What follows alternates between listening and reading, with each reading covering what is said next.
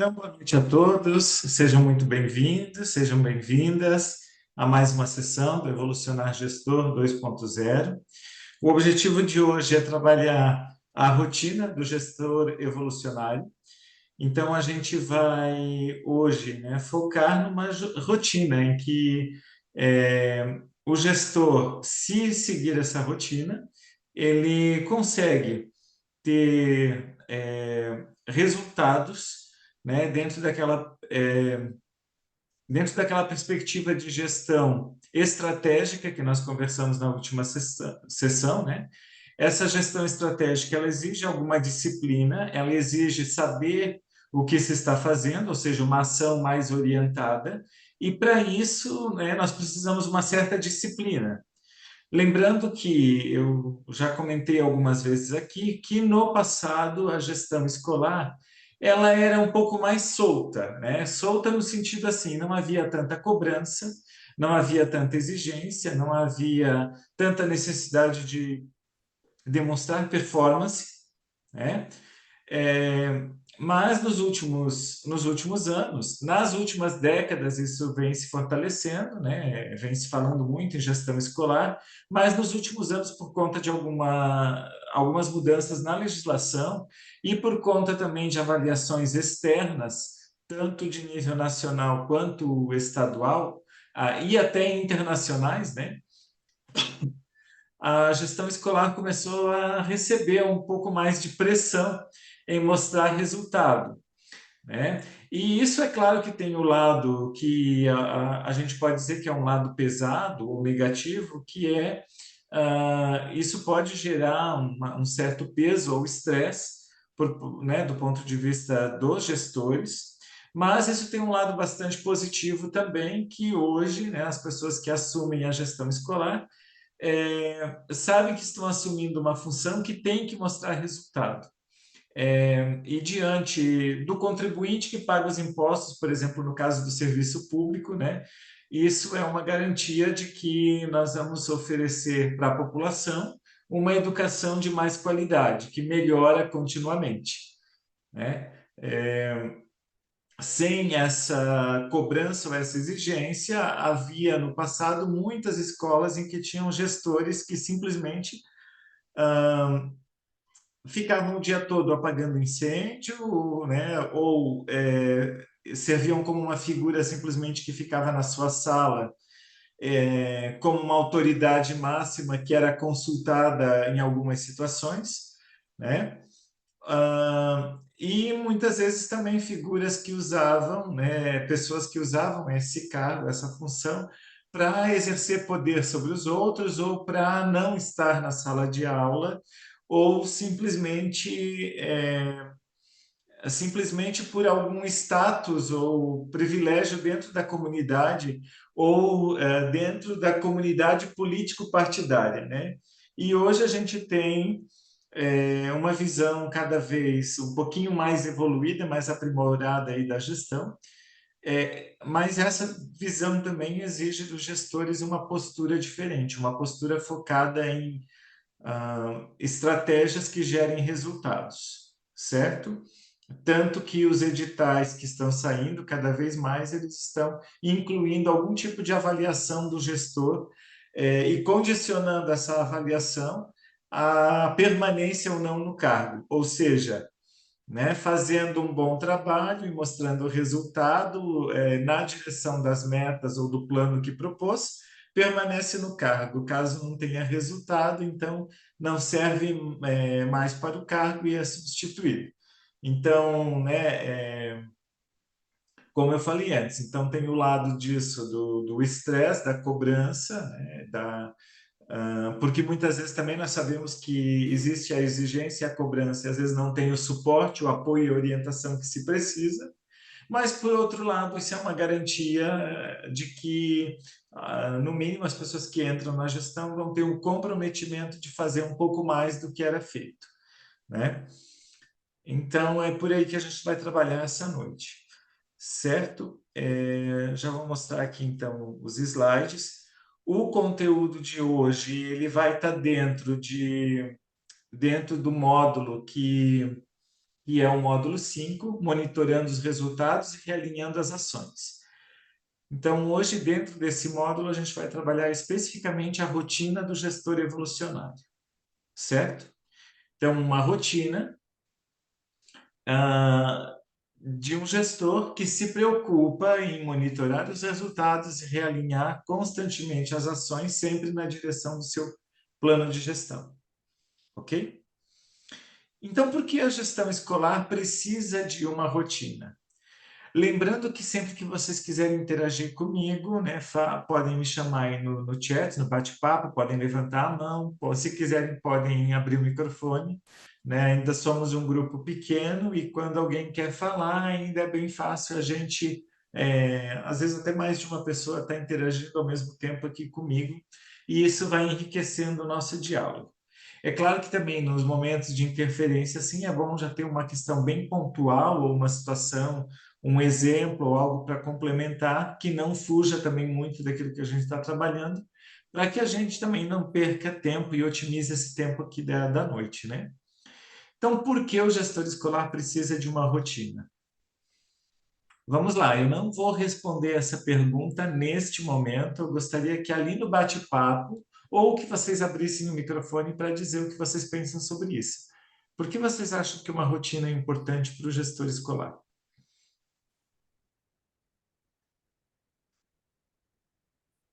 Vamos lá, quais são as suas opiniões sobre isso?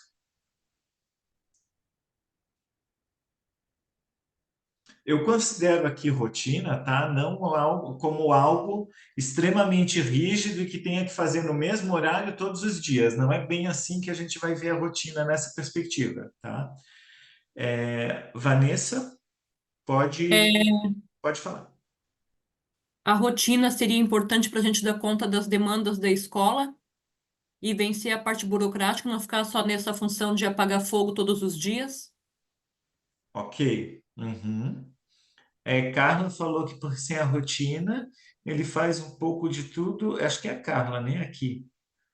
Faz um pouco de tudo e não sai do lugar. Exatamente. Aquela sensação, né, de você ter se ocupado o dia inteirinho, ter feito muitas coisas, o corpo cansa, a mente cansa, e aí você olha para trás e pensa: o que eu fiz durante o dia? Você lembra de ter estado ocupado o dia inteiro, mas você olha para o seu plano de gestão, ou você pensa nas metas e ações, ou nos projetos maiores da escola e percebe que as coisas não caminharam. Então, será por que que isso acontece, né? Tem a ver com essa falta de rotina. A rotina escolar, ela norteia as ações do diretor. Isso mesmo, Maria de Lourdes. Ah, assim como, né, professor e aluno precisa de rotina, a equipe de gestão precisa de rotina, o gestor também precisa de rotina, certo? Imagine que, e desde o pessoal da limpeza, da merenda, né? Imagina que, por exemplo, a pessoa que abre a escola não está no horário para abrir a escola.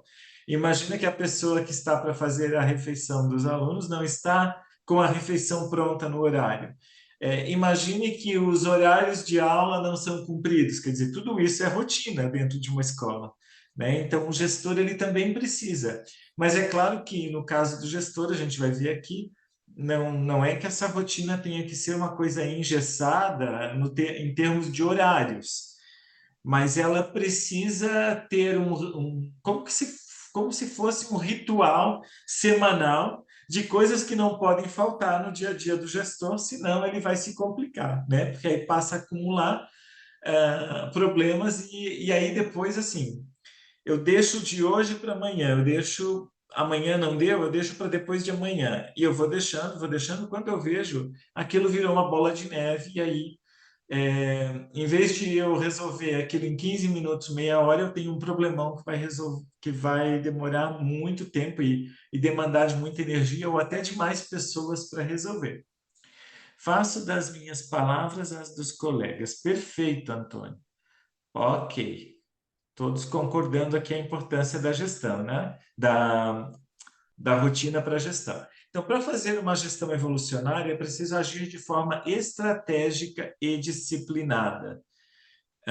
Voltando, então, nesses dois pontos. Gestão estratégica, né, exige disciplina. Quando eu falo em gestão estratégica, é uma questão que a gente já trabalhou aí, principalmente no encontro da semana passada. O que seria essa gestão estratégica? Não é fazer de qualquer jeito ou ações aleatórias, mas é pensar as ações, planejar as ações, organizar as ações antes, durante e avaliar depois, né? Então, com uma estratégia por trás. Por exemplo, né, o fato de nós estarmos aqui nessa mentoria hoje, nesse encontro, e de a gente poder estar aqui junto, trocando ideia nessa noite, tem a ver com uma estratégia, né, que começou bem antes. Toda a minha divulgação, toda a organização. Hoje, por exemplo, eu enviei recado para vocês, né, eu preparei o encontro de hoje, tudo tem uma estratégia por trás, tem uma plataforma para acompanhar o trabalho de vocês. Então, as ações foram pensadas para o melhor resultado, né? Imagina se fosse tudo assim, aleatório, sem planejamento, sem organização. A tendência é ter pouco resultado e não funcionar, né? E é claro que quando eu penso numa gestão estratégica, eu preciso de disciplina. Por quê? Porque todo planejamento estratégico, se não houver disciplina, ele não sai do lugar, né?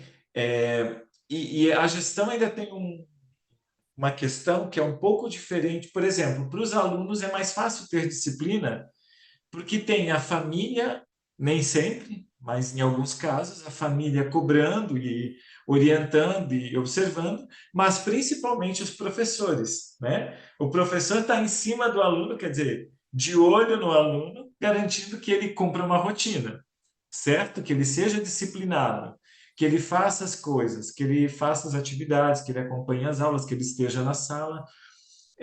Os professores têm a equipe de gestão, acompanhando a disciplina deles. Então, um professor indisciplinado logo vai ter alguém que vai chamar a atenção dele, né? Ou vai vir os pais, a família, ou a equipe de gestão.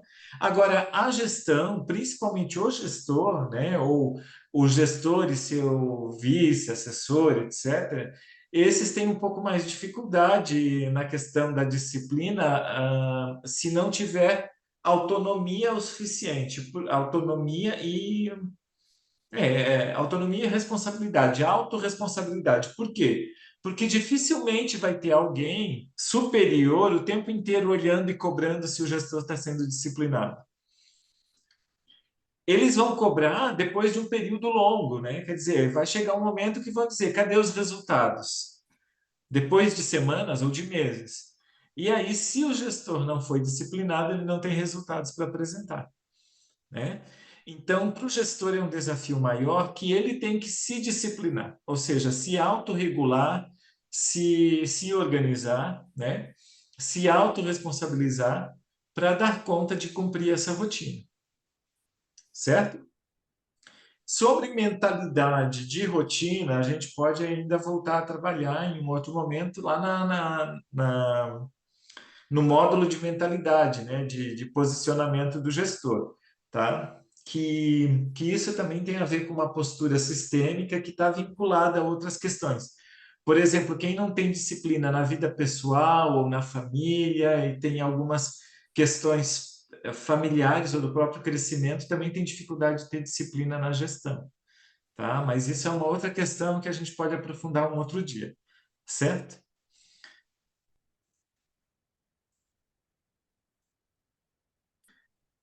Superar, então, por que, né, o gestor precisa de uma rotina? Para superar as metas estabelecidas no plano de gestão, né?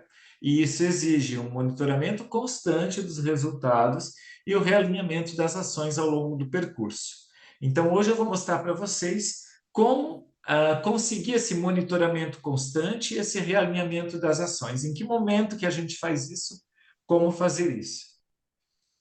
Então, a rotina que eu proponho aqui para um gestor evolucionário, ela inclui, no mínimo, esses 5 itens, certo? O primeiro deles, reuniões de planejamento e avaliação. O segundo item, compartilhamento de resultados e de decisões. Uma ação inspirada. acompanhamento de metas, indicadores e avaliação participativa, avaliação institucional e feedback. Garantindo esses 5 elementos aí dentro da rotina, com certeza você vai conseguir garantir o monitoramento e o monitoramento das metas, dos resultados, dos indicadores, né, e o realinhamento das ações. Então, vamos falar de cada um deles agora. O primeiro deles são as reuniões de planejamento e avaliação. Então, aqui o que eu estou propondo é incluir isso dentro da rotina. Quem ainda não tem, pode ir começando aos poucos, fazendo testes e vendo como isso funciona. Quem está começando há pouco tempo na gestão, né, pode, de repente, implementar isso como algo novo e vai vendo como funciona e vai fazendo adaptações, né? E quem já tinha um outro estilo de fazer diferente, se fizer sentido e se vê que isso pode ajudar, procure implementar também. Então, a sugestão é que, no mínimo, uma vez por semana, o gestor e sua equipe quer dizer a equipe mais próxima do gestor. Isso depende de cada escola. Por exemplo, hoje à tarde eu estive numa escola estadual, onde estava lá sozinha a diretora organizando as coisas com alguns funcionários. E na equipe dela, ela tem só mais uma secretária, que aqui no estado chama de AE, e ela que vai se aposentar agora no mês de abril, e ela tem uma ATP, que é uma função parecida com orientador, com supervisor, com auxiliar administrativo, porque é uma função que tem aqui no estado de Santa Catarina, né, uma função que tem de tudo um pouco, quer dizer, qualquer coisa que você pensar, o ATP pode fazer, né, dentro das funções dele. E no fim das contas, ela vai trabalhar a maior parte do ano com duas, ela e mais uma pessoa, certo? Se não vier alguém para substituir a secretária que está saindo. Então, no caso dela, a equipe de gestão é essa dupla, certo? Agora, algumas pessoas têm supervisor, orientador, coordenador, né? Tem vice-diretor ou assessor de direção, auxiliar de direção, né? Quem fizer parte dessa equipe aí, que pensa e que faz a escola funcionar mais, vamos dizer assim, não na sala de aula, mas no coração da escola, né? No planejamento, na avaliação, na organização, na liderança, né? Na documentação, no burocrático, essa equipe que eu estou falando aqui. Então, semanalmente, o gestor e sua equipe se reúnem para revisar o progresso em relação aos objetivos e metas estabelecidos no plano de gestão. Há quem oriente, eu já vi algumas orientações, eu não conseguia fazer quando eu estava na gestão, que é um pouco demais dentro da rotina que eu trabalhava. Há quem oriente fazer uma reunião diária de poucos minutos, tipo 10, 15 minutos, só para troca de ideias, né? Principalmente em escolas onde troca de turno e troca de pessoas, isso pode ser útil no sentido assim, o que foi feito de manhã, o que foi feito ontem, né? Para que as pessoas, por exemplo, tem 3 turnos dentro da escola. E aí um não sabe o que aconteceu no turno anterior porque não estava. Então, de repente, essa reuniãozinha de 10, 15 minutos, ela serve como uma troca de ideias, né, do que aconteceu, do que caminhou, do que está parado, etc. Nós combinamos, nós combinamos de nos reunir com a equipe todas as segundas-feiras, com as segundas professoras uma vez por mês. Vamos ver se vamos conseguir manter isso a longo prazo, certo? Então, essa reuniãozinha rápida de 10, 15 minutos todo dia, ela pode acontecer, mas aí não seria nada muito formal, seria assim mais uma conversa. Agora, semanalmente, seria uma coisa um pouco mais formal, no sentido, a equipe senta junto e vamos pegar o plano de gestão e vamos olhar o que está acontecendo, né? O que está caminhando, o que não está, o que tem que fazer essa semana, certo? Então, eu já trago aqui uma sugestão de pauta do que pode ser trabalhado, né? E mensalmente o gestor se reúne com os colegiados existentes na escola para planejamento e avaliação. Quem são os colegiados? APP, Conselho Escolar, Grêmio Estudantil. Eu coloquei aqui mensalmente, mas é claro que isso vai depender dos estatutos e dos regimentos internos de cada instituição. Por exemplo, né, algumas associações de pais e professores ou de pais e mestres têm um, um estatuto que diz que vão se reunir a cada 2 meses. Ok? Aí, se for necessário, se reunir no meio disso em reunião extraordinária. Mas eu sugiro sempre, por exemplo, se for reformular estatuto ou regimento interno, é bem interessante assim propor uma reunião mensal. Porque quando passa muito tempo, as pessoas perdem o engajamento. Imagina que você reúne o conselho escolar e você discute ações importantes, trocam ideias, planejam, decidem coisas juntos e, de repente, vocês voltam a se encontrar 2, 3 meses depois. Aquilo murcha, entende? As ideias que estavam, né? Inflou o balão de todo mundo. Agora vamos fazer, agora temos ideias. Aí, de repente, o tempo vai passando, aquilo vai murchando, vai enfraquecendo. Quando chega na outra reunião, talvez tenha pessoas que já nem queiram mais ir, ou que não vê mais sentido, não lembram mais o que foi combinado, entende? É muito tempo. E acaba se perdendo. O Antônio está dizendo que no dia 31/1 fez uma reunião com os orientadores educacionais e pedagógicos. Nesta reunião ficou decidido que nos reuníamos às terças de 15 em 15 dias. Perfeito, Antônio. Vai acompanhando e vê como isso funciona, né? Mas o mais importante aqui é que foi estabelecida uma periodicidade, uma rotina. Legal, legal. Uma sugestão, então, do que fazer nessas reuniões, tanto com a equipe de gestão, quanto quando fizer aquela reunião com os colegiados. Identificar avanços e desafios em cada ação em andamento. Então, assim, tem algumas ações que vão estar em andamento naquele período, e o interessante é ver o que avançou e o que está sendo desafiador. Levando, é claro, em consideração diferentes perspectivas e opiniões dentro da equipe, ou seja, ouvindo as pessoas, considerando as opiniões das pessoas, né? Os avanços, por que é importante falar dos avanços? Porque o grupo vai ter uma percepção de que está caminhando. Sabe quando você, conversando com o grupo, você percebe, ó, já fizemos isso aqui está resolvido, isso aqui estava assim na semana passada, agora está assado, né? No mês passado nós combinamos isso, já foi feito isso, isso, isso. Esse levantamento de avanços, né, essa identificação dos avanços, faz com que o grupo tenha uma sensação de estar caminhando junto e de estar colhendo resultados. Traz uma percepção de resultado. Por exemplo, passar a reunião sem falar dos avanços, corre-se o risco de ir só para o lado negativo na reunião, ou só para o lado das cobranças ou do planejamento, certo?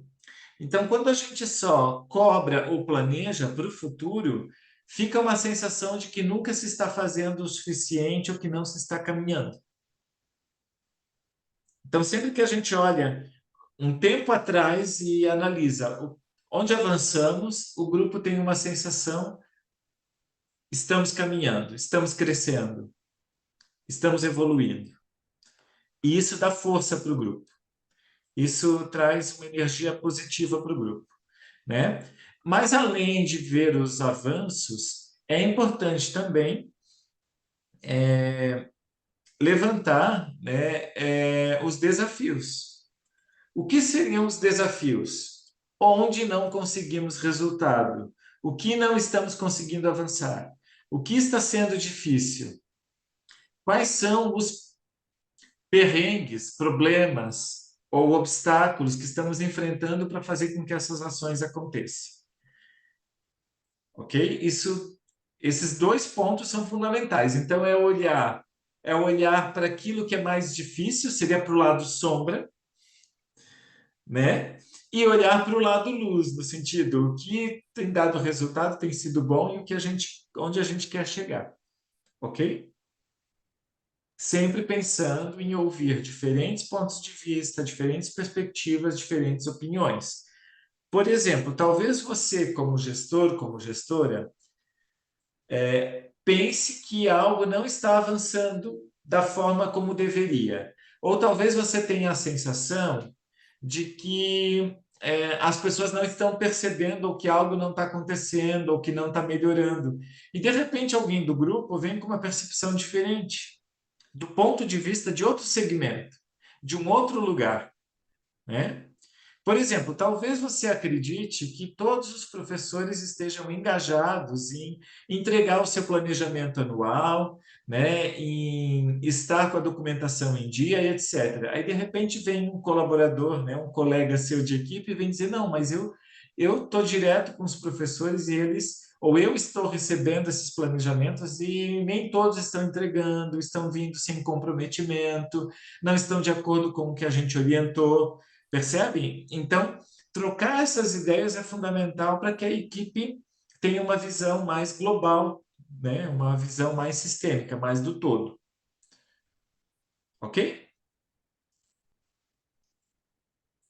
O que mais fazer nesses momentos de reunião, né? Definir as próximas ações. As próximas ações, então, elas são planejadas com base no realinhamento necessário. Então, assim, se a reunião é quinzenal, como a do Antônio com a equipe dele, então, nestes próximos 15 dias, o que será feito? Pontua. Isto, né? Lembrando que quanto mais você pontuar coisas, quanto mais você listar ações, atividades, compromissos, mais difícil é trabalhar, porque quando a gente foca em coisas demais, é difícil se organizar. Então, assim, em alguns momentos do ano, ou como no plano de gestão, né? É pensado, por exemplo, tem 3 anos, tem 4 anos, tem 2 anos para cumprir esse plano. Ok, o que que nós vamos priorizar neste momento? E depois, e depois? Porque tentar levar tudo junto ao mesmo tempo, tendo os melhores resultados com todas as ações, com todas as metas, todos corre-se o risco de se perder num emaranhado de atividades, de ações e não conseguir chegar a lugar nenhum. Não que você vai deixar de olhar para algumas coisas, mas você vai colocar um esforço um pouco maior, priorizar, né, algumas coisas em detrimento de outras num determinado momento. Sempre reconhecer a importância da flexibilidade e da capacidade de adaptação diante de mudanças no ambiente escolar ou em circunstâncias imprevistas. Flexibilidade e capacidade de adaptação.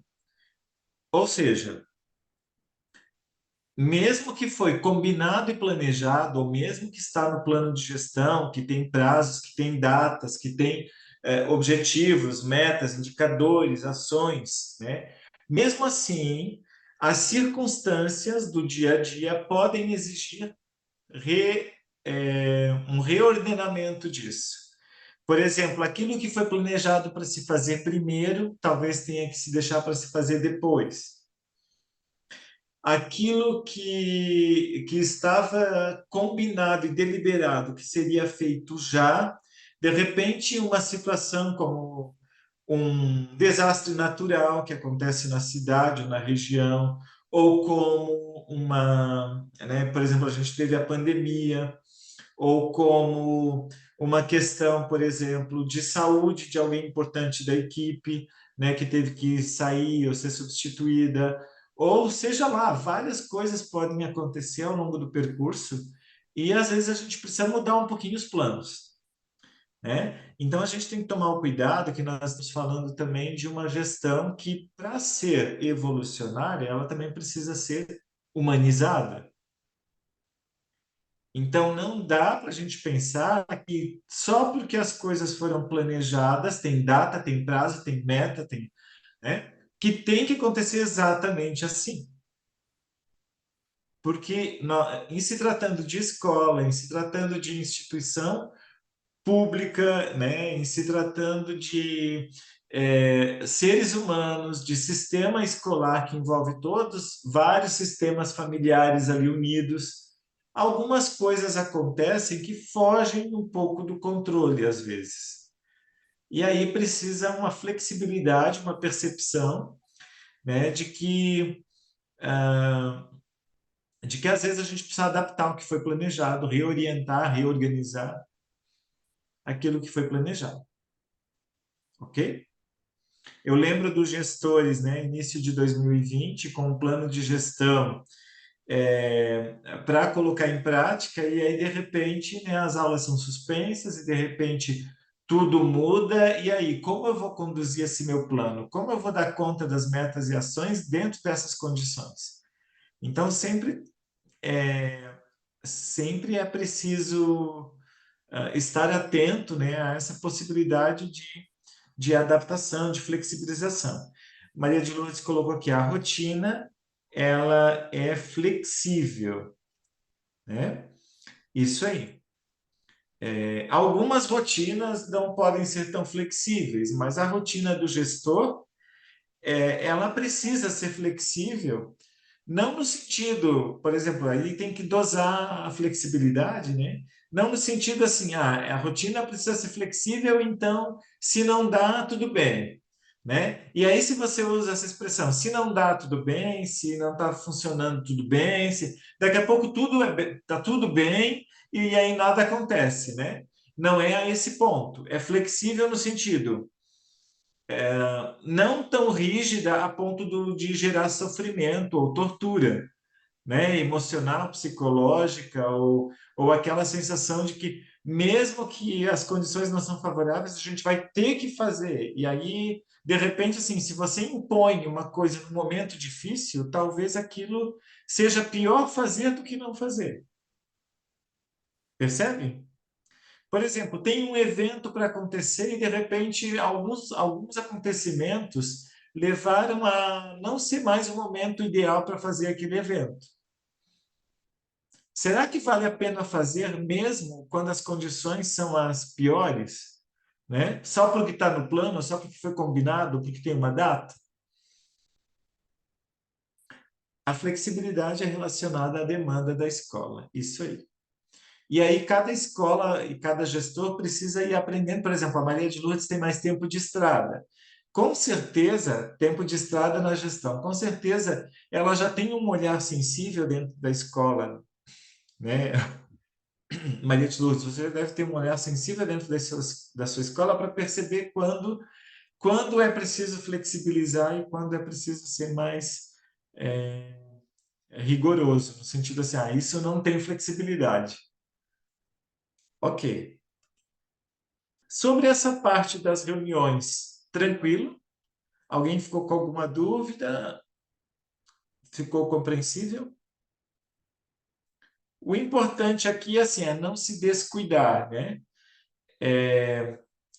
Quando eu estive na gestão, essa questão dos colegiados, quando eu me descuidava e passava do período que tinha sido combinado para fazer as reuniões, eu já sentia que a equipe se afastava, que o engajamento diminuía e que era mais difícil retomar algumas coisas. Então, eu tomava bastante cuidado em ter essa periodicidade. Isso é bem legal.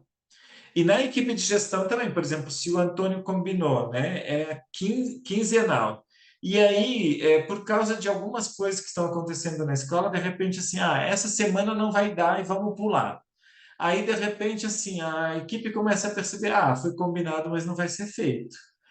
Então isso não é tão importante. Daqui a pouco, na outra semana, surge alguma outra coisa de novo e tal. Não, já que semana passada não foi feita, né? Bom, nem sei se a gente vai fazer de novo essa semana. Vamos ver o que vocês acham. De repente, assim, conforme o tempo vai passando, pareceu que não foi levado a sério, que não vai acontecer mesmo, e daqui a pouco ninguém mais acredita na reunião, né? E então, nesse ponto é preciso uma certa rigorosidade.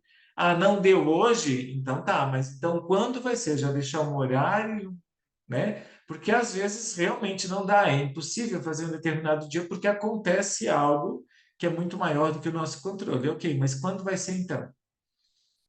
Né? E as pessoas precisam ser comunicadas, que vai ter um outro dia, um outro horário, não deixar assim de qualquer maneira. ok? Segundo item, né, o segundo elemento aí da rotina é o compartilhamento de resultados e decisões.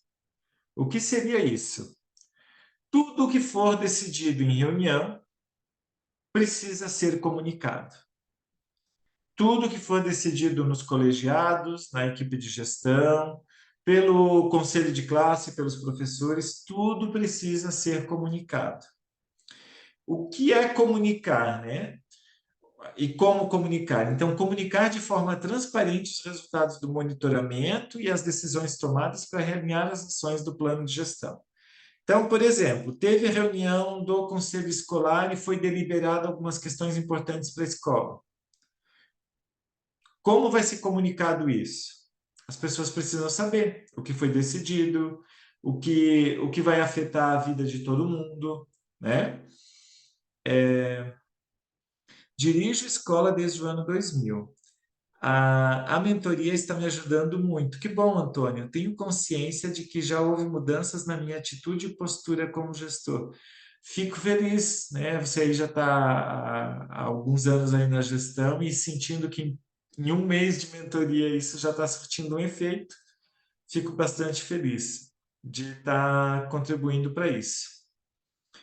Então, por exemplo, a reunião com os colegiados, ela deliberou sobre o uso de recursos. Como vamos usar os recursos do PDDE deste ano? E aí foi decidido este item, aquele outro item, etc. O próximo passo é comunicar as pessoas, comunicar os professores, comunicar quem não esteve na reunião, onde vai ser gastos os recursos, certo? As pessoas precisam ter, quanto mais transparente essas comunicações forem, mais as pessoas se sentem, eu faço parte disso, eu estou junto, né? Foi combinado que vai ser feito por exemplo, assim, se reuniram os professores agora no início do ano e resolveram mudar algumas coisas no regimento interno da escola, no regulamento, né, da escola. Por exemplo, dentro das normas escolares, alguma coisa que, por exemplo, veio uma orientação nova, uma legislação nova que não pode mais alguma coisa, ou que pode ou deve fazer alguma coisa, e isso mudou, vai ter que mudar algum tipo de comportamento ou atitude dentro da escola. As pessoas precisam ser comunicadas, certo? Por exemplo, eu não vou entrar no mérito aqui, nem adianta vocês discutirem isso aqui, porque senão a gente vai até meia-noite. A questão, por exemplo, do uso do celular em sala de aula, né? Que gera tanto debate ultimamente. Mas, então, assim, qualquer deliberação nova sobre isso que a equipe tomar, a partir de uma lei que veio ou de uma decisão do grupo, né? Não é simplesmente começar a aplicar. Primeiro, os alunos precisam saber da mudança, os professores precisam saber da mudança, os pais precisam saber da mudança. Então, sempre comunicar de forma transparente o que foi combinado.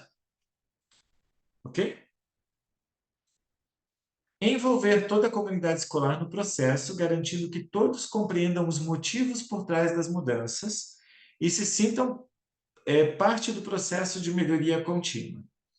Então, por exemplo, foi combinado que algo vai ser feito diferente este ano, ou a partir de agora, né? Por exemplo, em conselho de classe, os professores decidiram que vão, a partir de agora, tomar uma atitude diferente em relação a algum aspecto do processo ensino-aprendizagem, ou da relação com os alunos, ou, por exemplo, do acompanhamento de lições ou tarefas de casa, né? Sei lá, algo foi combinado nesse sentido, em qualquer aspecto de qualquer dimensão da escola.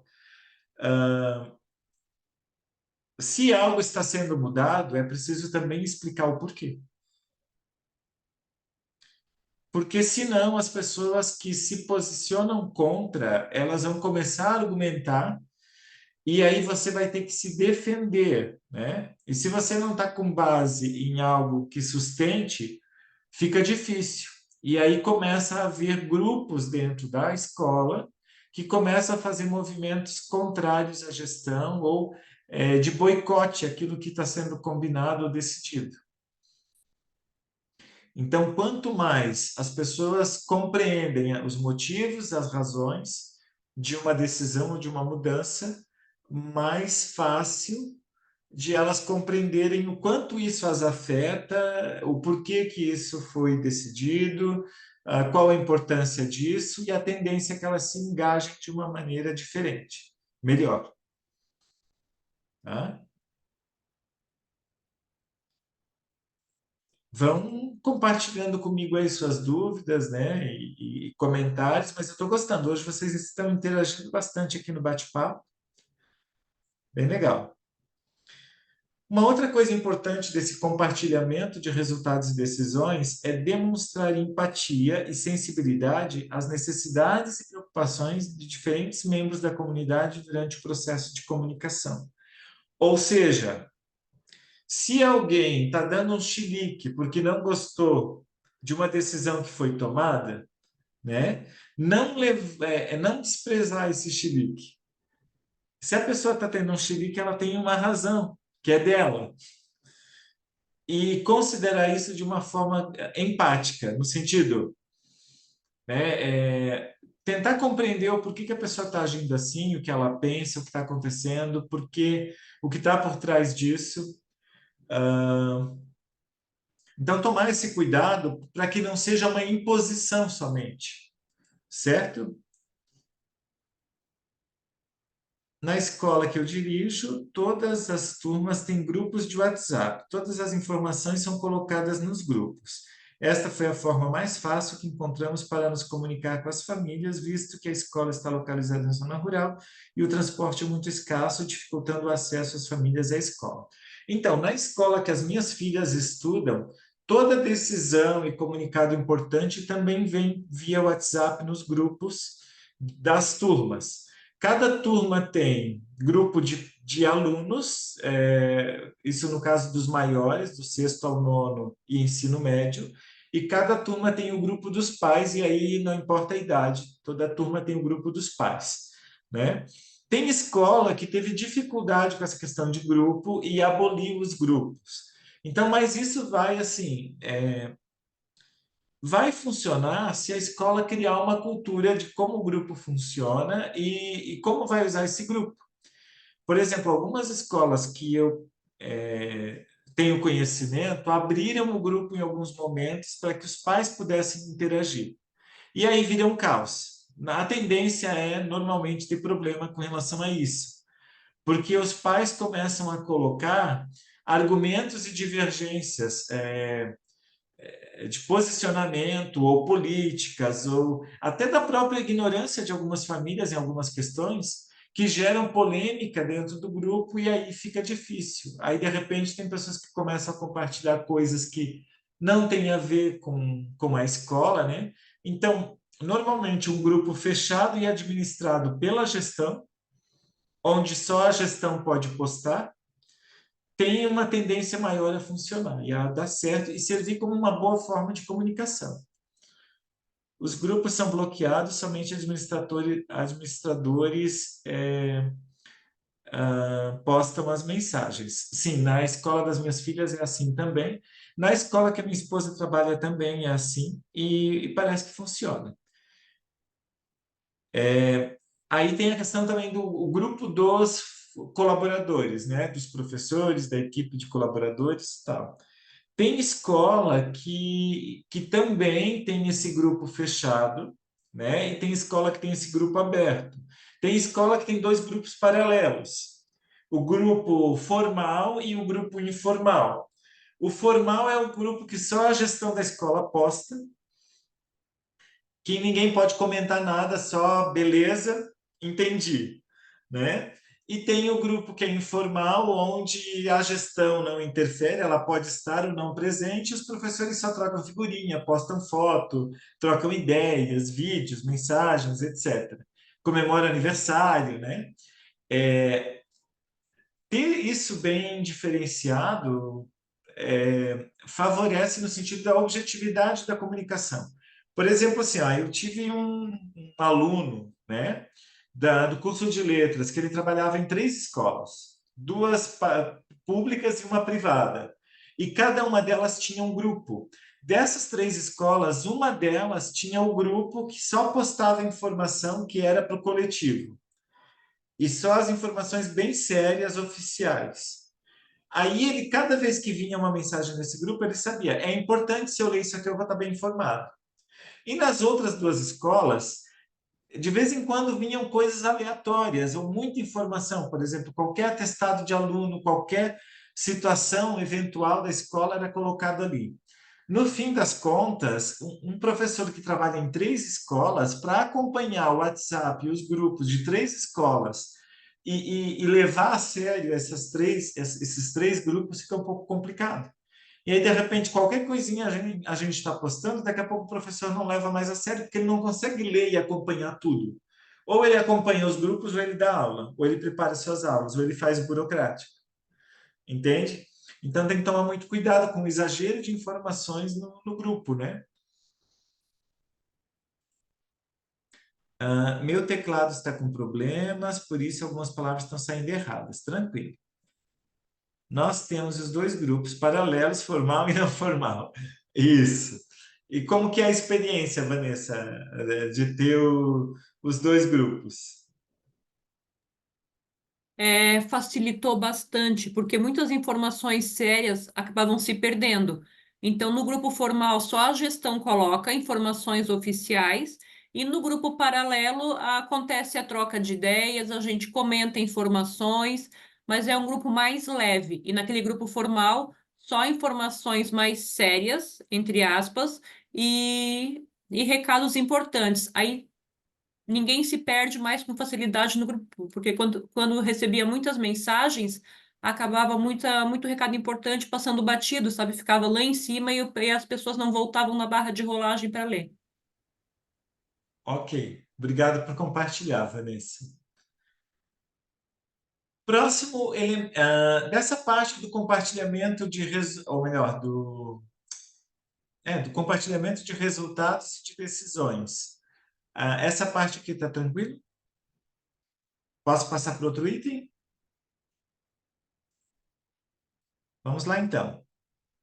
Ação inspirada.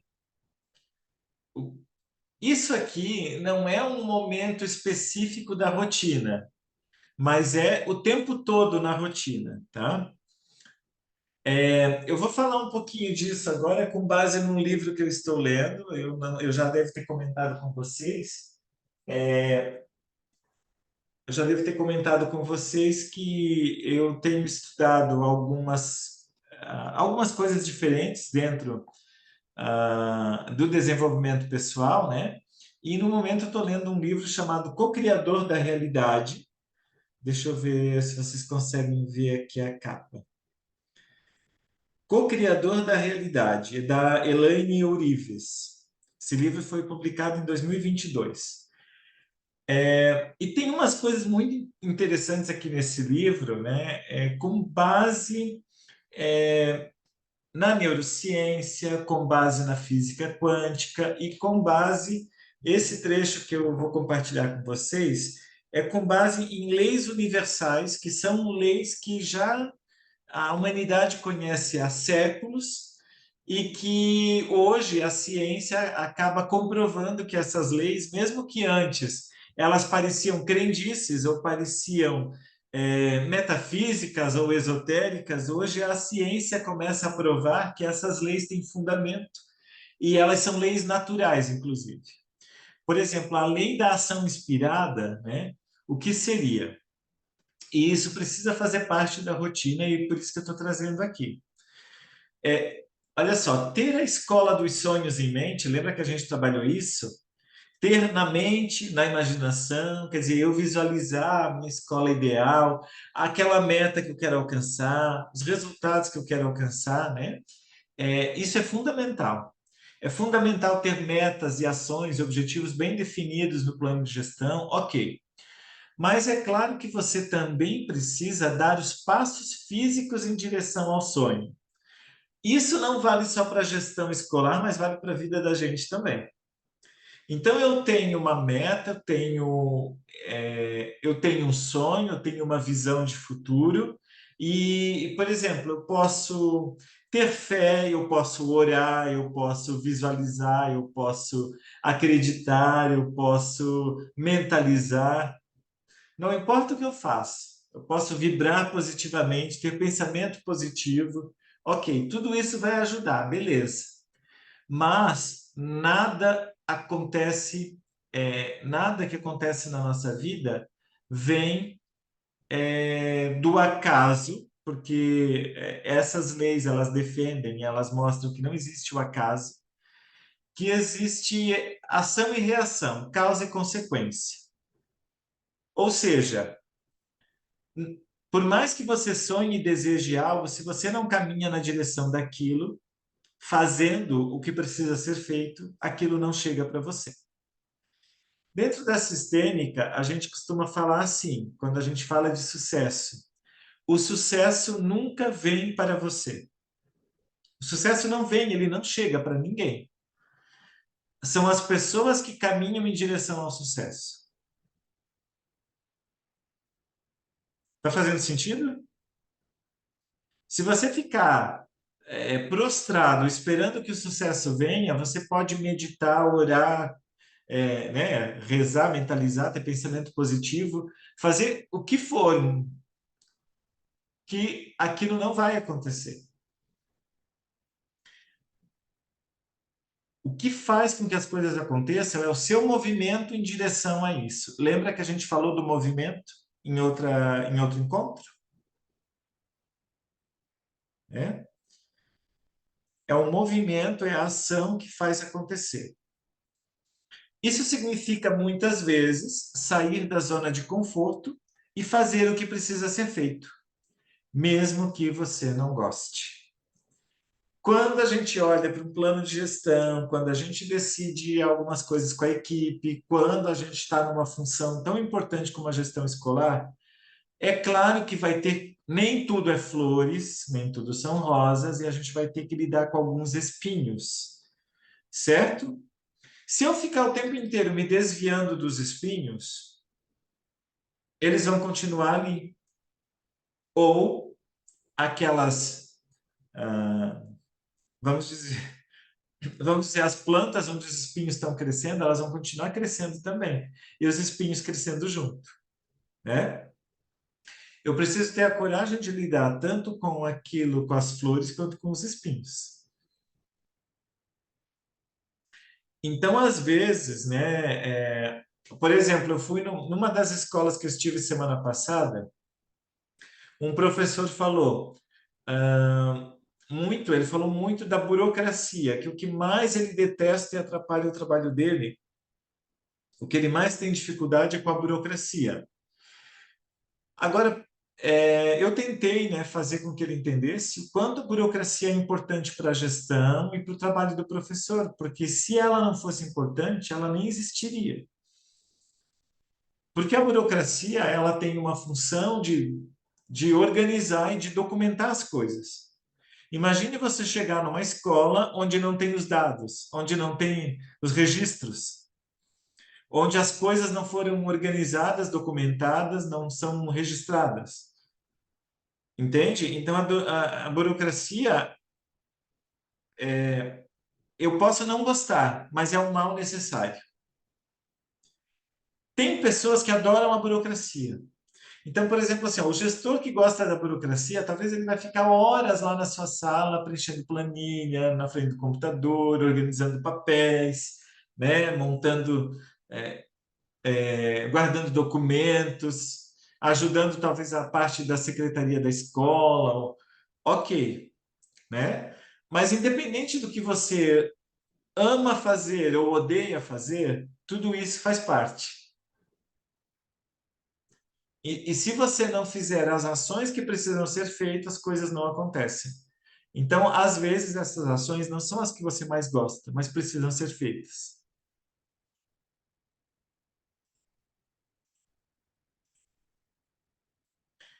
Então, defina claramente tarefas e responsáveis para cada ação. Aprenda a delegar. Também, né, às vezes, aquilo que eu não gosto muito de fazer, ou que eu não tenho muita habilidade, outra pessoa consegue fazer melhor. Por exemplo, tem 2 diretores na escola, ou 3. O que você consegue fazer melhor? No que você é bom? E o outro, no que é bom? Então, de repente, as funções podem ser divididas naquilo que a pessoa sabe fazer melhor, naquilo que ela tem mais habilidade, naquilo que ela gosta mais. Isso vai fazer com que flua um pouco melhor. Então, por exemplo, eu sou mais do burocrático, dá para mim os papéis, dá para mim o computador, os documentos, os registros, que deixa comigo, que vai estar tudo organizado. Ok, né? Então, essa pessoa fica mais responsável por isso. A outra é mais das pessoas, das relações, das conversas. Ok, ela vai fazer as partes que envolvem mais isso, né? Dessa forma, não sobra tudo para uma pessoa. Ou não sobra para as pessoas aquilo que elas menos gostam de fazer e que fica mais pesado, certo? Mas aí a gente tem que tomar um cuidado também que delegar aos outros não quer dizer deixar de acompanhar. Então, por exemplo, né? Isso é o fulano que vai fazer, isso é o Beltrano, isso é, né? Cada um tem algo para fazer, ok, mas o gestor, ele sabe o que o A está fazendo, o B está fazendo, o C está fazendo. E ele acompanha e monitora o que as pessoas estão fazendo. Porque se deixar tudo por conta das pessoas que você delegou o tempo todo, né? E para que um dia você vai prestar contas disso, talvez aconteça como numa empresa de uma mentorada minha, em que a pessoa responsável por fazer backup de dados, dados importantes de centenas de clientes, a pessoa entrou em férias, passou para outra pessoa a função. Essa outra pessoa achou que não era tão importante, não fez o backup. Quando o outro voltou das férias, não reassumiu o posto, ou seja, a agora, a empresa está com um problemão que vários clientes estão tendo problema de não conseguir encontrar as informações porque 2 funcionários não fizeram o backup, que era uma função importantíssima para o funcionamento da empresa toda, que tem 800 funcionários, né? Então, de repente, assim, você delegou que a pessoa, eu sei que a pessoa vai fazer, foi combinado, mas de repente passou meses e a pessoa não fez, a responsabilidade não é só dela. É sua que delegou e não acompanhou também. Uma coisa importante de se lembrar é que mesmo que eu delegue funções, no final, quem presta conta é o gestor. Perfeito. Ponto. É isso aí. Lembre-se, para manifestar na matéria o correspondente físico do seu sonho, que existe no plano mental, você precisa, além de elevar a vibração, agir em congruência com o que deseja. Aqui, né, quando a gente for trabalhar em postura do gestor e mentalidade, a gente pode voltar mais nisso. Então, assim, eu tenho cada vez mais convicção de que vibrar positivamente, ter pensamentos positivos, ter sentimentos e emoções que nos deixam, que nos fazem sentir bem, né? Mais alegres, entusiasmados, felizes, empolgados. Isso ajuda muito a alcançar os resultados que a gente quer na vida. Ter fé, ter confiança, né? Que as coisas vão dar certo. Pensar positivamente, agir positivamente, ok. Mas se você não age em congruência com aquilo que você colocou lá no plano, não tem como dar certo. O que é congruência? Congruência é o seguinte: é você escrever uma coisa, falar da mesma coisa e agir da mesma maneira. E pensar da mesma maneira. É estar alinhadinho.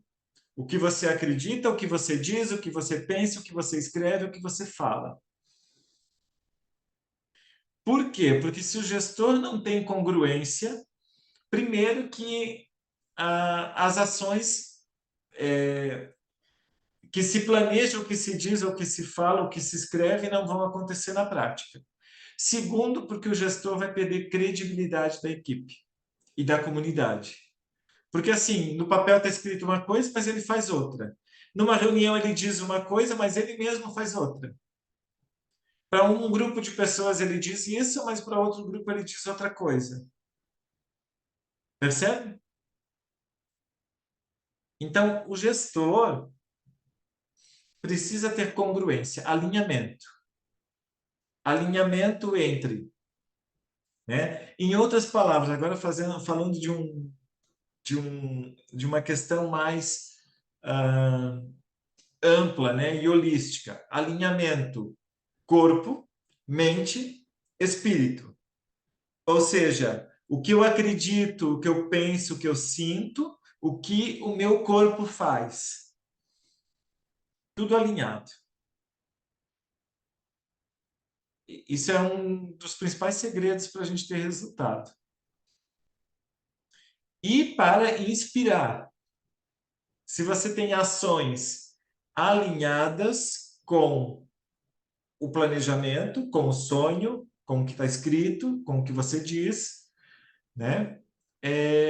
Você se torna inspiração para as demais pessoas. As pessoas percebem essa coerência e essa congruência. Ok?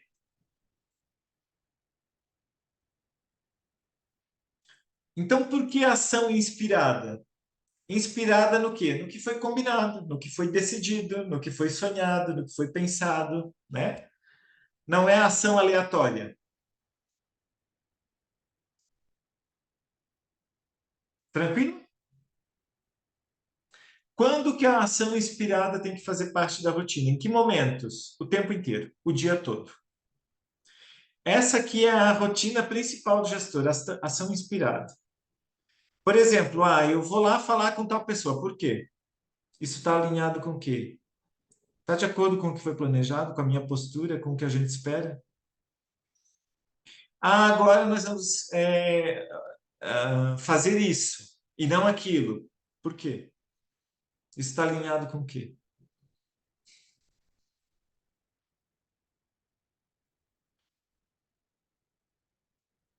Tranquilo?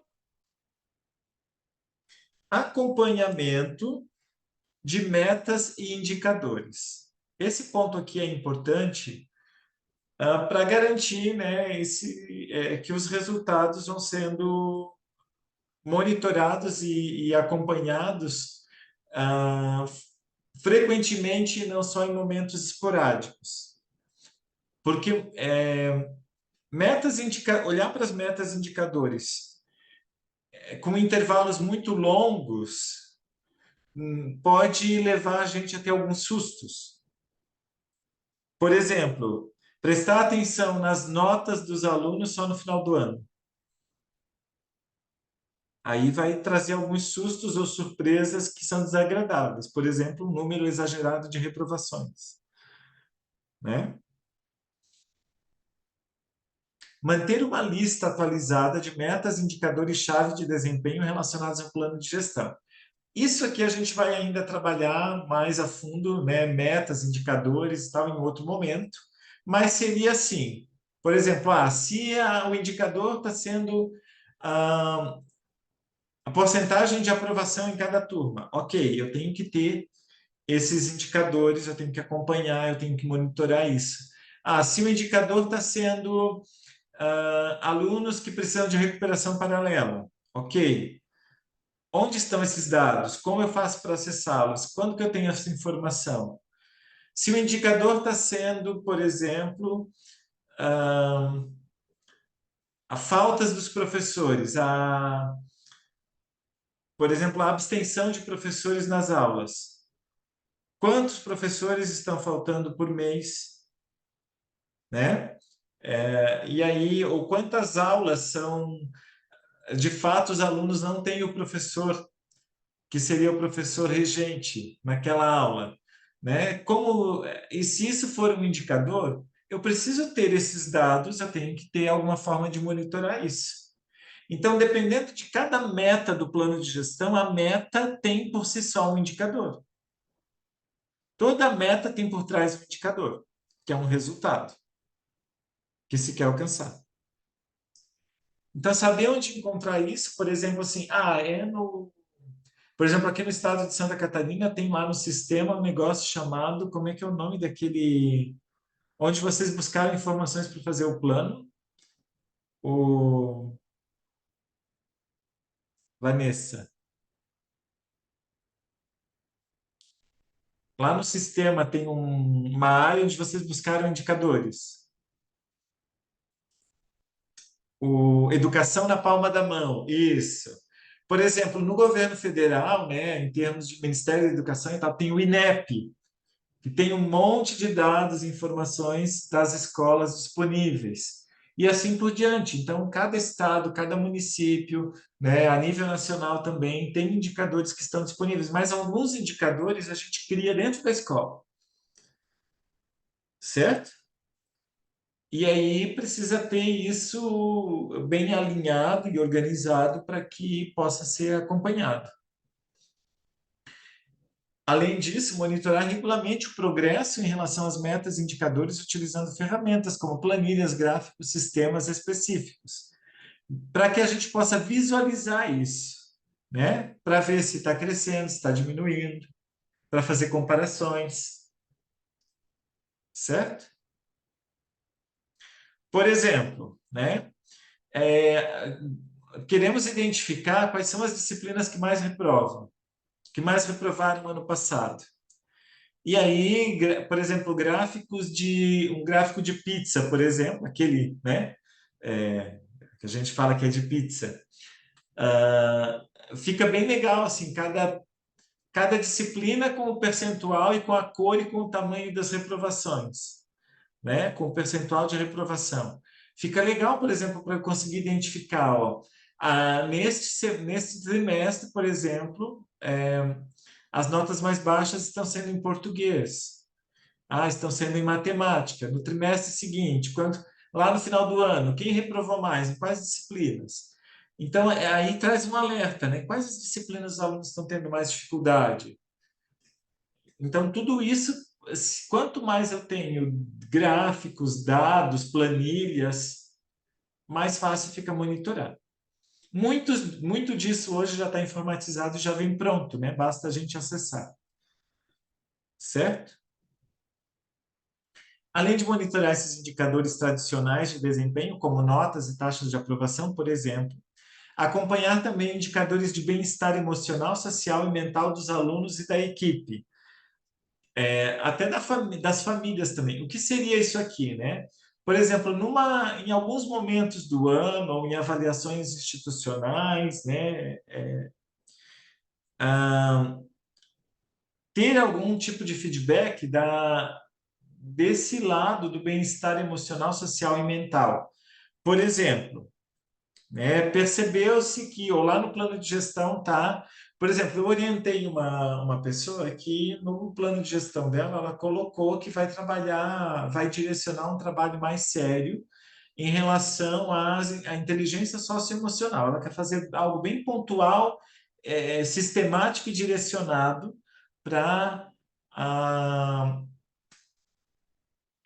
para a inteligência socioemocional dos professores e alunos, ok? Agora, para acompanhar isso, como que vai saber se melhorou alguma coisa? Você vai ter que ter indicadores? Então, talvez seja necessário fazer uma pesquisa periódica, fazer, sei lá, 2, 3 vezes no ano uma pesquisa, né? Como você se sente no ambiente escolar? Ah, quais os principais medos que você tem em relação a tal coisa? Entende? Então, por quê? Porque a partir disso você consegue perceber como que a pessoa está em relação a ela mesma, em relação ao clima escolar e assim por diante. E aí você consegue medir, né? E acompanhar. É claro que também podem ser indicadores não tão mensuráveis, algumas questões qualitativas, por exemplo. Ah, por exemplo, assim, qual o principal desafio que você enfrenta hoje como professor? E aí, de repente, as pessoas colocam perguntas diferentes, aleatórias. Respostas, desculpa. Só que cada resposta dessa, do ponto de vista qualitativo, tem uma informação importante que a gente pode explorar. Não sei se está fazendo sentido para vocês. Ok. Então, utilizar abordagens qualitativas, como histórias de sucesso e estudos de caso, para complementar a análise quantitativa dos resultados, também pode ser uma boa ideia. O que seria isso aqui? Por exemplo, histórias de sucesso. Então, o gestor ele tinha a intenção de, né, ou tinha lá no plano a questão de melhorar os resultados dos alunos do ensino médio no Enem, por exemplo. Ou ter mais inscrições dos alunos no Enem, ou ter mais o resultado mais positivo da própria escola e tal. E aí, de repente, nessa escola, um aluno tirou uma nota muito surpreendente, por exemplo, na redação, né? E aí, ou os alunos todos da escola foram, ou a média da escola foi muito boa na redação, por exemplo. E aí, o que dá para ser feito? Uma história de sucesso. Por exemplo, dá para reunir ou com esse aluno, ou com esses alunos, ou com o professor que trabalhou com esses alunos, construir uma narrativa de história de sucesso por trás disso. Ou seja, o que esse professor fez, o que esses alunos fizeram para ter esse resultado? E, de repente, assim, até criar um vídeo institucional, depoimento, registrar essa história, levar para a mídia, né? E documentar isso de forma que isso contribua. Na hora de apresentar os resultados do plano de gestão, ó, tem um depoimento de aluno que mostra que os alunos evoluíram no português, na produção de texto. Percebem? Ou estudo de caso, né? Por exemplo, assim, um professor está tendo resultados surpreendentes, ou numa determinada disciplina a turma melhorou muito. Faz um estudo de caso. Analisa o que tem sido feito, como foi feito, porque isso serve de modelo ou de exemplo para outras situações, né? E para o gestor também identificar, ó, se é feito isso, dá esse resultado. Onde isso está sendo feito, dá esse resultado.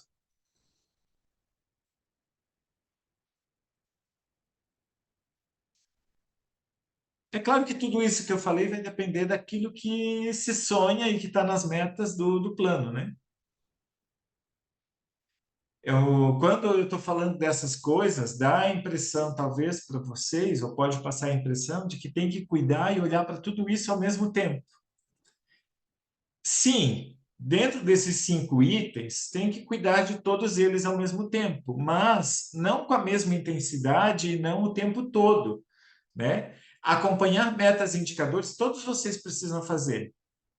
Mas não é as mesmas metas e indicadores e não é igual para todo mundo. Cada um vai ter que pensar no seu plano de gestão e naquilo que é mais grave, que precisa ser monitorado, aquilo que é mais importante. Ok? De acordo com a sua necessidade.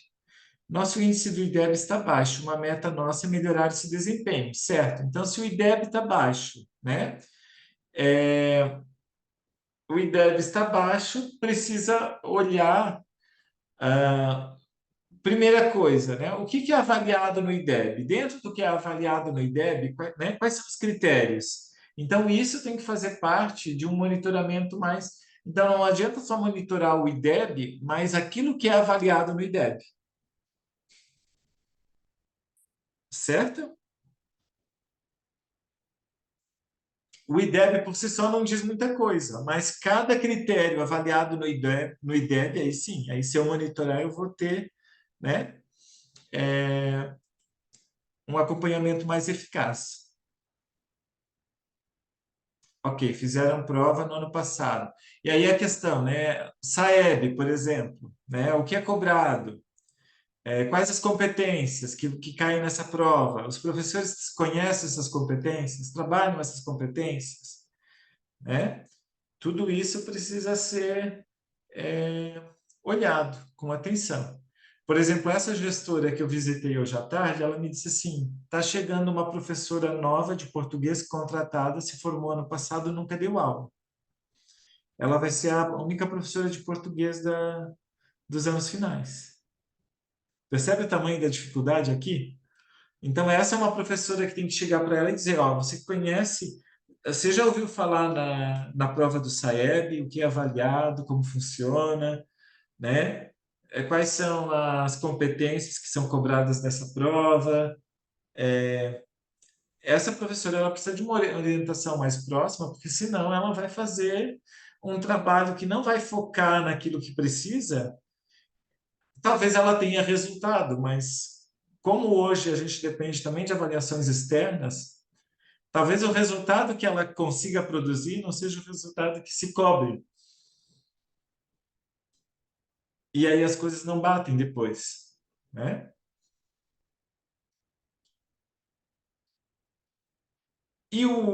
Se eu não me engano, esse é o último item, né? O último elemento dessa rotina é a avaliação participativa, a avaliação institucional e feedback. Tudo que tem em relação à avaliação aqui, eu estou trazendo aqui, né?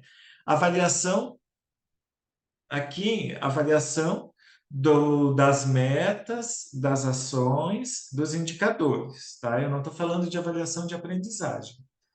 Estou falando de avaliação do ponto de vista da gestão, dos indicadores de gestão, ok?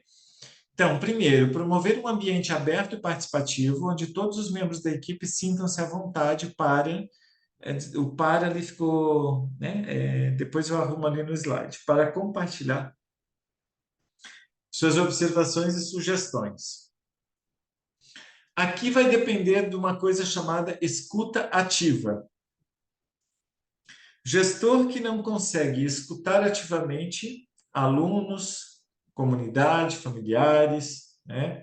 Professores, colaboradores, ele não vai ter tanto feedback, porque as pessoas não vão ter a paciência e o interesse ou a confiança de compartilhar suas ideias, seus pensamentos, suas reflexões com a gestão. Então, toda a equipe de gestão precisa desenvolver essa habilidade de escuta ativa, porque às vezes as pessoas vão vir procurar e vão se abrir. E nessa hora a gente capta informações importantíssimas, que podem ser muito úteis. Agora, se eu não respeito, ou se a pessoa fica falando e eu fico cortando ela, ou já vou evitando, me esquivando, ou eu fico rebatendo aquilo que a pessoa fala o tempo inteiro e eu não acolho, a tendência é que essa pessoa não venha mais me procurar e eu perco a chance de ter um feedback importante.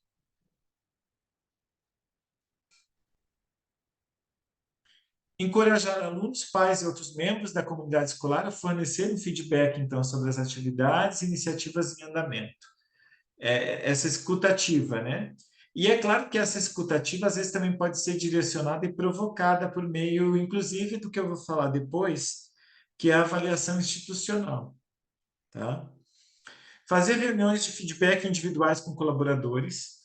Eu não sei se alguém aqui de vocês já tem essa prática, mas é uma prática que, em um período da minha gestão, eu consegui fazer. Nem sempre eu conseguia eu fazer com todos, mas aí os meus assessores conseguiam fazer, assessoras, no caso, que eu tinha, né?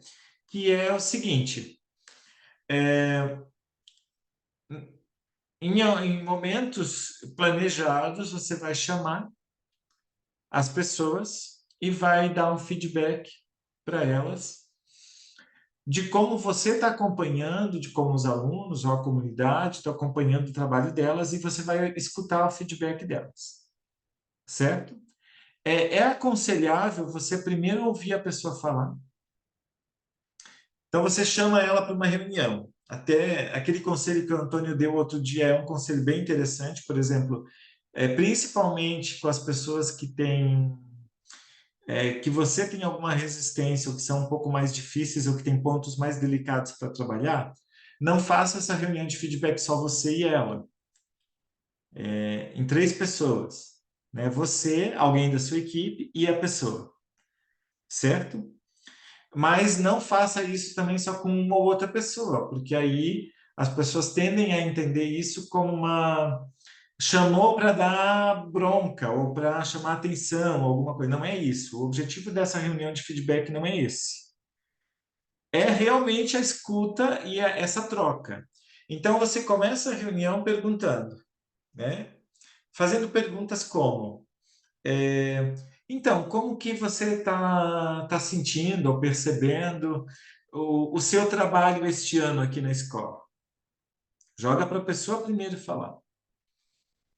E como você percebe assim, o nosso trabalho, o nosso acompanhamento, a equipe de gestão aqui, como que você percebe essa tua relação com a equipe? Deixa a pessoa falar. Sem julgamento, sem...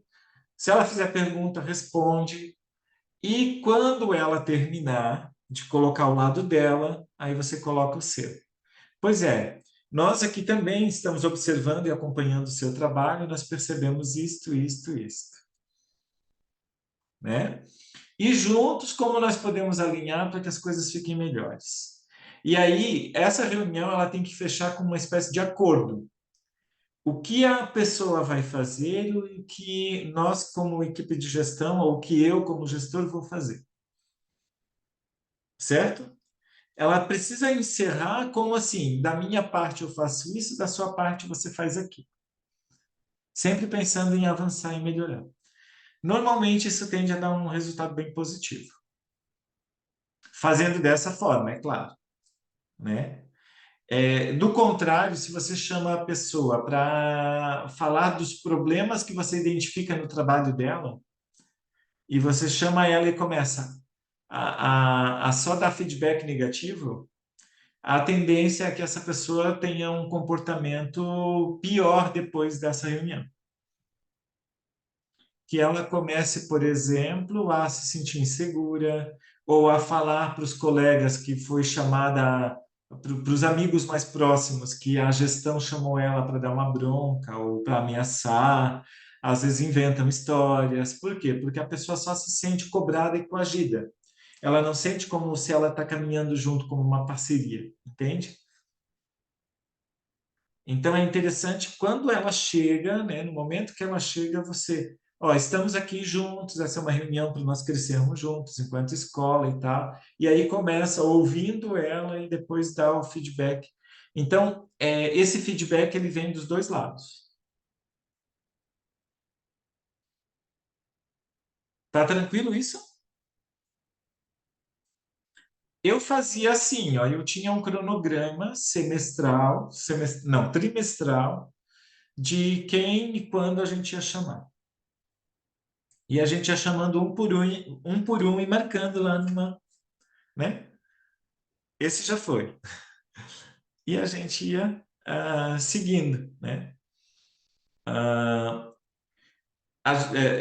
num determinado ano, com muitos professores assim contratados e que estavam dando problema, a gente começou pelos que estavam mais difíceis,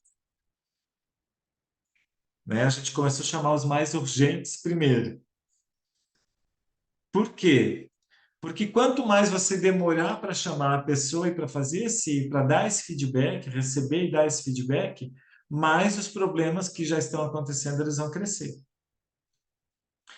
Olha só, teve um ano que a gente conseguiu, eu e uma assessora, chamar todos os trimestres, tá? Mas dependendo do tamanho da escola, dependendo, né? Da equipe também, dependendo do seu tempo. Por exemplo, essa gestora que eu falei, que vai estar ela na escola a partir de abril, só ela e uma ATP com ela, né, um auxiliar ali com ela, duvido que ela consiga chamar todos trimestralmente, é praticamente impossível. Talvez ela possa, uma vez no ano, chamar cada um, né? E ainda essas reuniões têm que ser bem organizadas, bem pontuais, sem muita enrolação, para otimizar o tempo. Ok? Ah, uma coisa que dá para fazer também, tem escolas que fazem um conselho, um pré-conselho de classe, uma escuta com os alunos em sala de aula antes do conselho de classe, né? Ou uma vez por trimestre. E aí, assim, nesse momento é possível coletar dados com os alunos de como eles estão em relação àquela disciplina. Se eles estão dando conta, se eles estão acompanhando o professor, fazendo as atividades, se eles compreendem a fala do professor, né? E aí você também tem elementos importantes que dá para trazer como feedback para os alunos, para os professores, desculpa. Realizar anualmente o processo de avaliação institucional envolvendo agentes internos na formulação de subsídios para a melhoria da qualidade da instituição escolar. Sobre avaliação institucional, eu ainda vou fazer futuramente, em algum momento, porque né, tem tanta coisa para a gente trabalhar aqui, eu ainda vou fazer uma aula exclusiva sobre isso. Alguns estados e municípios têm uma avaliação institucional que é deles, que é externa à escola. Eles montam um sistema aí de perguntas, né, de questões, e repassam, a escola repassa para as famílias ou para os alunos, e aí volta, e aí você tem alguns dados. Mas essa avaliação, ela pode não contemplar coisas que são importantes para o seu plano. Então, por exemplo, né, essa gestora que eu conversei hoje à tarde, ela disse assim, que na avaliação do Estado tem várias coisas que ela precisa para conhecer a comunidade dela que não tem lá. Então, ela vai perguntar isso numa avaliação institucional. Então, ela vai montar um questionário que vai para as famílias, para os alunos, onde eles têm que informar ou dar algumas, né, prestar algumas informações que são importantes para que se tenha dados, né, sobre essa comunidade. Né? Aí você pode abranger o que quiser, dentro das dimensões da gestão, tudo o que quiser você pode, por exemplo, assim, ó, o que será que para essa comunidade é prioridade em termos de reforma, de ampliação, de prédio físico, né, de espaço físico? Você pode, por exemplo, perguntar para os professores nessa avaliação institucional, para os pais, o que por exemplo, você pode colocar aqui, o que você considera mais importante? Uma pintura da escola, a construção de um espaço para recreação, sei lá, você coloca lá umas opções e aí você vai ter um feedback. E vai sentir o que a comunidade, porque de repente assim, ó, o gestor super empolgado, interessado e preocupado, colocou lá no seu plano, ou ele tem um sonho, ou ele olha para aquela escola e pensa, tem que fazer isso na escola que aí vai ficar maravilhosa, todo mundo vai gostar. E de repente não é isso que as pessoas da comunidade estão esperando ou acham que é importante, né? E de repente assim você está gastando um monte de energia numa coisa que eles não apoiam, ou que eles não veem importância, entende? Então, né, dá para fazer o mais variada gama aí de perguntas.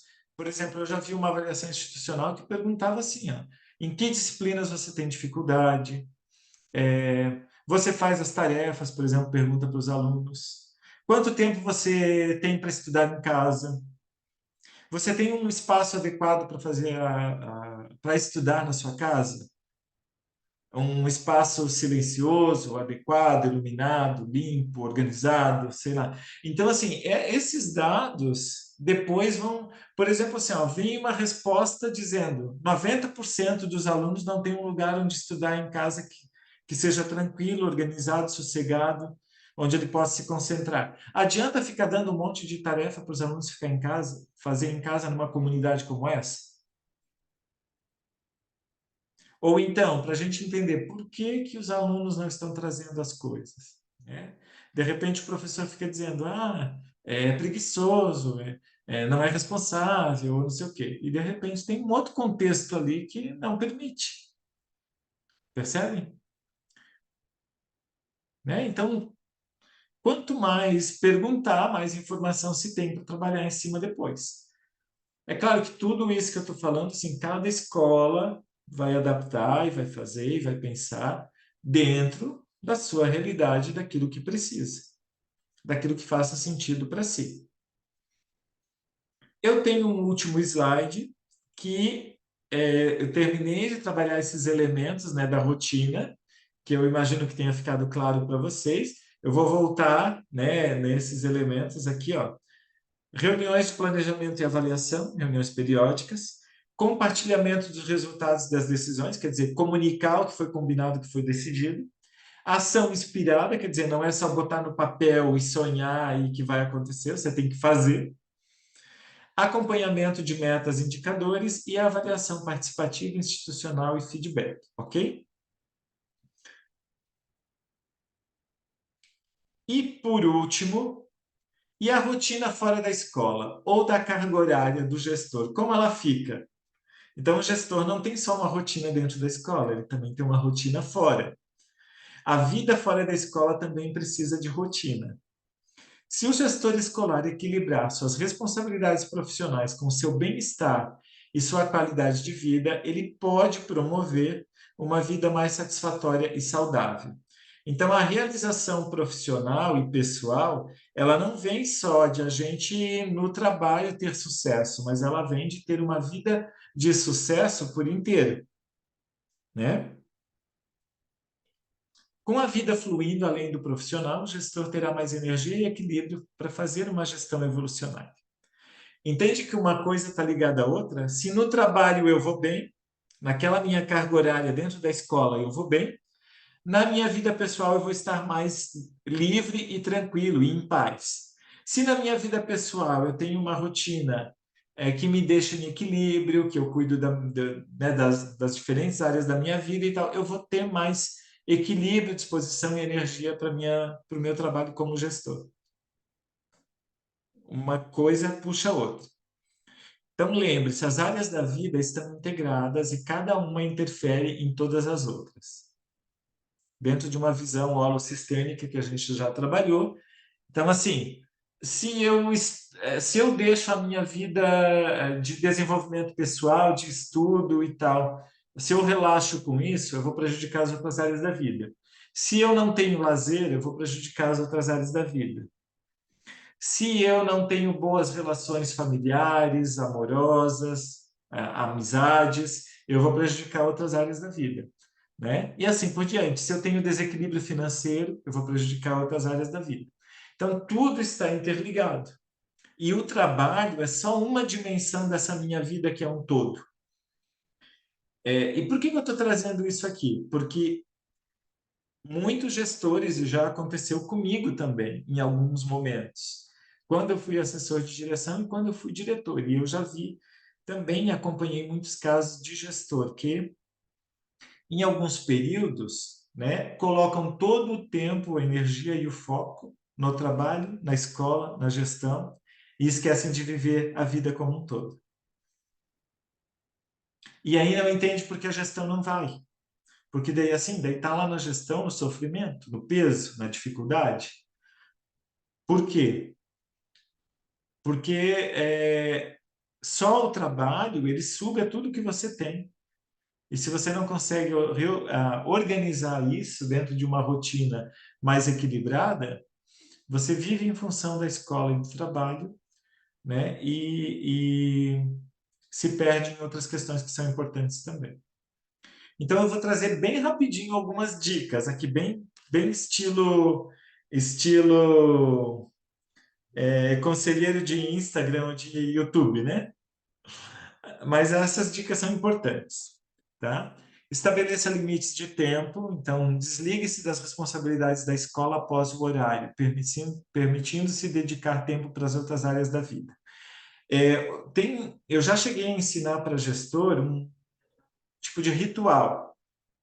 Por exemplo, quando você está saindo da escola, né, olhar para trás ou fazer ou ter uma determinada rotina nessa saída, como se você mentalmente e de corpo mesmo tivesse assim, agora eu estou deixando o meu trabalho aqui e eu estou indo para a minha casa viver uma outra dimensão da minha vida. E como se você passasse por um túnel ou por uma transição, certo? Fazer isso mentalmente, né? Até eu chegar em casa, eu já vou ter feito essa transição. Eu não estou dizendo que vocês vão deixar de ser gestores quando ir para casa, ou deixar de pensar na escola quando estiverem em casa. Mas se quem tem muita dificuldade com isso, se não faz, se não faz um trabalho mental de separar um pouco as coisas, Quando vê, está atendendo o WhatsApp meia-noite, conversando com alguém, uma questão séria, profissional e tal, que poderia ser conversada no outro dia na escola, com o colega, com o colaborador, entende? Aí está perdendo o sono, está perdendo, né, vai dormir mal, vai ficar preocupado, vai. Este início de trabalho está difícil de fazer esse desligamento, mas já senti que preciso mudar. É um exercício, Carla, é um exercício diário, é aprender, né? É como se assim, ó, eu vou para casa, eu saio do trabalho, eu ainda sou gestor, mas o trabalho, a carga horária para a qual eu sou pago, eu faço aqui. Lá na minha casa, aqui fora da escola, eu tenho uma outra carga horária, uma carga horária de esposa, de filha, de mãe, de amiga, né, de autocuidado também, de outras coisas que eu vou trazer aqui nas outras dicas. Por exemplo, uma outra dica, né? Praticar o autocuidado. O que seria isso? Ir no cabeleireiro, fazer uma massagem, se isso for bom para você, ou ir na academia, fazer uma atividade física, meditação, leitura, ir à igreja, seja lá o que você precise fazer para você cuidar de si, né? Ler um livro. Então, reservar um tempo diário para isso. Esse autocuidado, para cada pessoa é diferente. Por exemplo, assim, para algumas pessoas por exemplo, cuidar do corpo, comprar uma roupa nova, é, ah, ah, tomar um banho demorado no sentido assim, um banho com calma, né, quando for sair, se arrumar bem e tal. Para algumas pessoas é isso. Para outras pessoas, esse autocuidado pode ser, por exemplo, fazer uma alimentação. Eu mesmo vou preparar a minha comida hoje à noite, e aí preparo uma comida saudável, com tempo, né? Cada um para mim é dormir cedo, então eu vou me organizar para quando eu posso dormir cedo, ok? Criar espaço para desconexão. E aqui tem algumas dicas que eu já dei antes, também servem aqui. O que seria essa desconexão? Né? Momentos em que eu possa me desligar do trabalho. Ir ao cinema, assistir um filme, ler um livro, rezar, orar, né? Meditar, caminhar na natureza, sei lá, cuidar do jardim, preparar o próprio alimento escutando música, né? Qualquer coisa que eu sinta assim, ou brincar com as crianças, ir ao parque, né? Qualquer coisa que eu possa fazer que eu sinta agora eu estou vivendo numa outra dimensão que não é a da escola, né? Isso ajuda como uma válvula de escape, quer dizer, como esvaziar a mente e colocar as coisas em ordem. E curiosamente, assim, ó, às vezes, por exemplo, você vai sair para uma caminhada para relaxar e para se desligar da escola. E nessa caminhada vem uma ideia que é uma solução para uma encrenca que você está tendo na escola. Por que isso acontece? Porque a mente tem tempo de relaxar e de organizar as ideias. Ao se desligar, você se conecta com aquilo que é importante. Porque quando a cabeça está assim, no turbilhão o tempo todo, e você não se desconecta, fica difícil organizar as ideias e encontrar soluções, às vezes. Priorizar relacionamentos significativos. Dedique tempo de qualidade para estar com a família, com amigos e entes queridos. Cultivar relacionamentos positivos e significativos é fundamental para o bem-estar emocional e social. E, por último, estimular o desenvolvimento pessoal e interesses. Então, reserve um tempo para investir em seu desenvolvimento pessoal e explorar interesses fora da escola.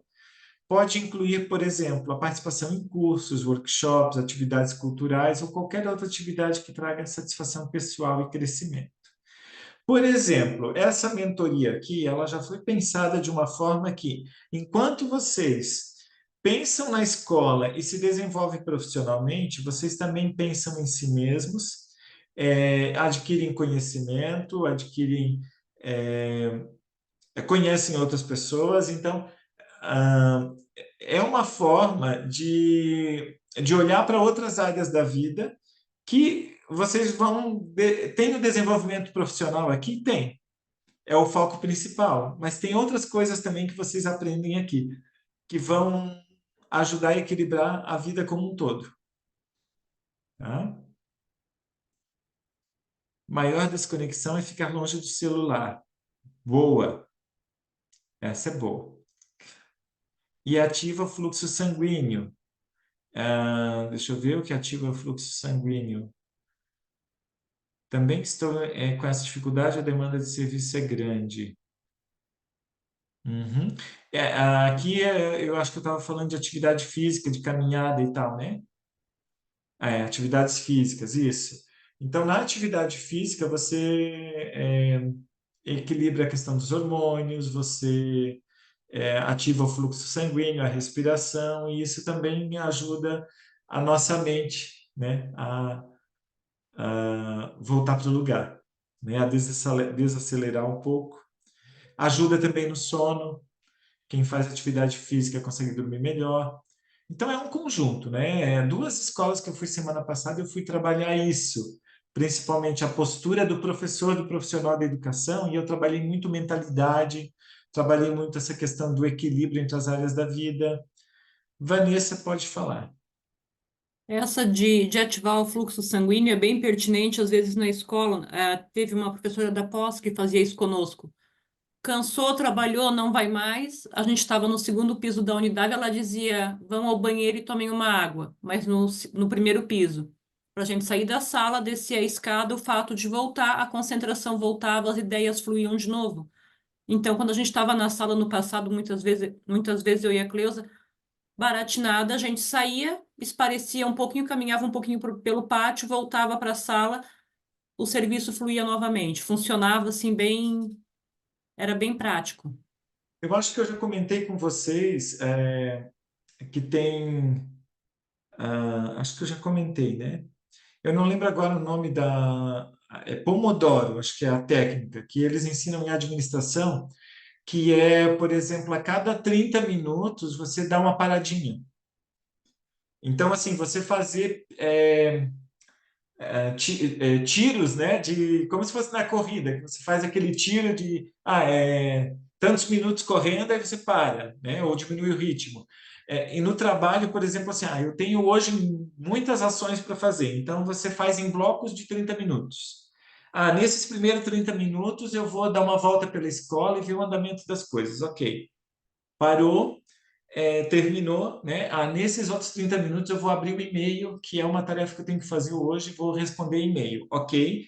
Fechou os 30 minutos, eu levanto da minha cadeira, dou uma volta, vou beber uma água, dou uma caminhada. Aí eu faço os próximos 30 minutos outra atividade, né? É claro que não dá para ser assim tão rigoroso dessa forma, mas assim, às vezes, quando a gente está mergulhado numa, por exemplo, né? Hoje é dia de fazer a prestação de contas e eu tenho que dar conta nisso. Daqui a pouco você fica lá 2 horas seguidas, debruçado em cima de uma prestação de contas, e você se estressa, você não consegue mais ter concentração, você perdeu outras coisas que estão acontecendo na escola, né? Então, dividir esses em tempos menores também ajuda a a você também ter um equilíbrio maior ao longo do dia, né? Dar um tempo para parar, respirar, olhar para outras coisas e não só para aquilo que você está focado. Isso ajuda também na qualidade de vida. Ok, dessa parte de conteúdo hoje foi bastante, falei muito, né? Trouxe bastante coisa, quase 2 horas. E aí eu vou agora encerrar essa gravação para a gente fazer a parte de perguntas e respostas.